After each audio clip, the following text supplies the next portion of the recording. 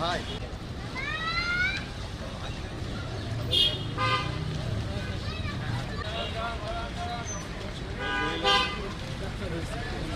Rally শেষ করেছি।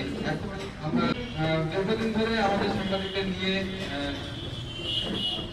টেলিভিশনের হামিদুর রহমান কাজলকে শুভেচ্ছা বক্তব্য দেওয়া সাংবাদিক এবং ভাইরা আছেন, তাদের সাথে আমরা কথা সবাইকে একটু জানিয়ে রাখতে চাই। বৈশাখী টেলিভিশনে এর পূর্বে বৈশাখী টেলিভিশনের পথ চলায় অনেক গার্মেন্টস সম্মানিত সভাপতি সকল সাংবাদিকবৃন্দ এবং আজকে এবং শ্রদ্ধাভাজন ব্যক্তিত্বরা এখানে উপস্থিত আছেন। সাংবাদিকতা করছি বা করি,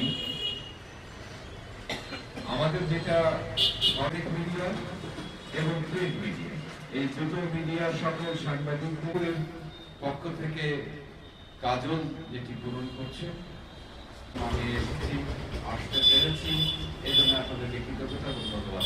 এবং বিশেষ মহোদয়ের কাছে আমার অনুরোধ থাকলো তিনি আমাদেরকে এই জায়গায় অনুপ্রেরণা দায়িত্বে পালন করছেন, তিনি পৌঁছে দেবেন বলে আমার বিশ্বাস যে তিনি আমাদের কণ্ঠকে কিছুটা জ্ঞান, কিছু আমার কৃতজ্ঞতা প্রকাশ করছি।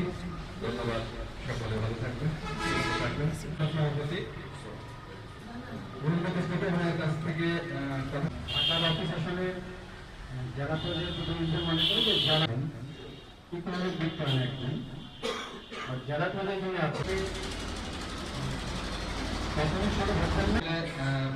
সরকারি বিভিন্ন দায়িত্ব পালন করতে উন্নয়ন করার জন্য মেহেরপুরে ব্যাপকভাবে তিনি কাজ করছেন এবং আব্দুল শরীফ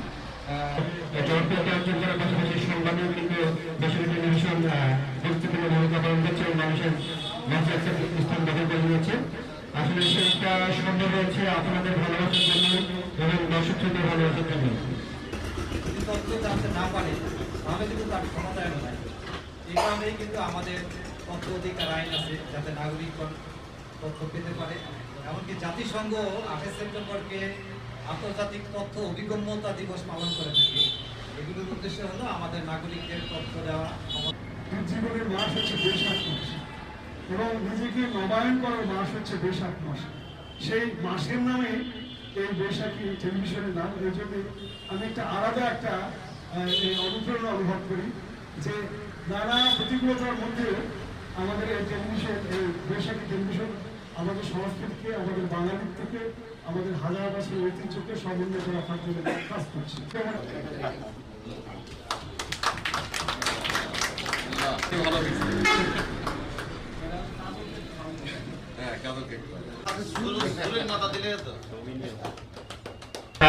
টেলিভিশন যেন সামনে আরো বেশি সংবাদ করে উপস্থাপন করতে পারে, ভালোভাবে প্রোগ্রাম করে দিয়ে মানুষের মন জয় করতে পারে।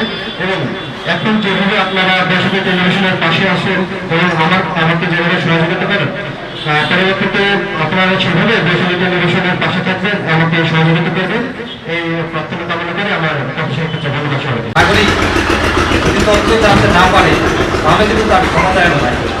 এই কারণেই কিন্তু আমাদের তথ্য অধিকার আইন আছে, যাতে নাগরিকগণ তথ্য পেতে পারে। এমনকি জাতিসংঘ 28 সেপ্টেম্বরকে আন্তর্জাতিক তথ্য অভিগম্যতা দিবস পালন করে থাকে। এগুলোর উদ্দেশ্য হলো আমাদের নাগরিকদের তথ্য দেওয়া, ক্ষমতা।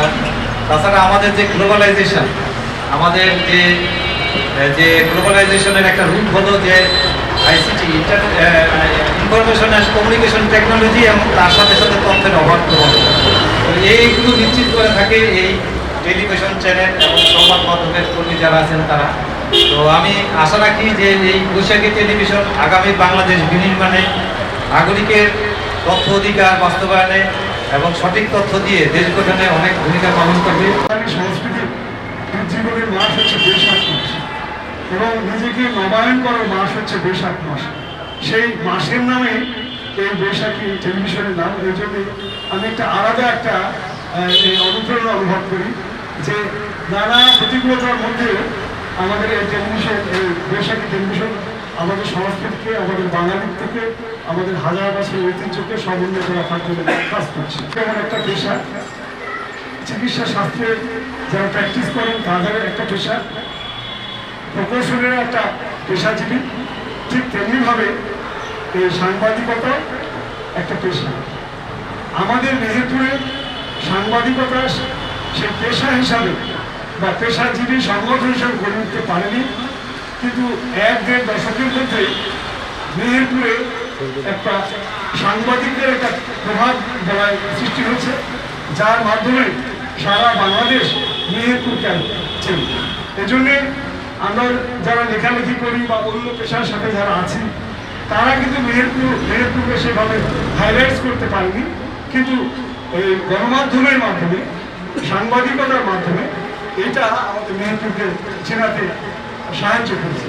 এই সমাজে নাগরিকদের তথ্য জানার অধিকার আছে এবং রাষ্ট্র কি করছে সেটা জানার অধিকার আছে এবং সেই সম্পর্কে কথা বলার অধিকার আছে।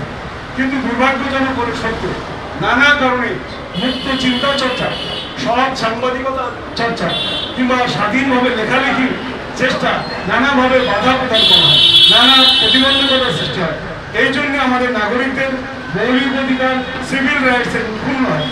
সেখানে আমাদের সংবাদপত্র ভূমিকা পালন করছে।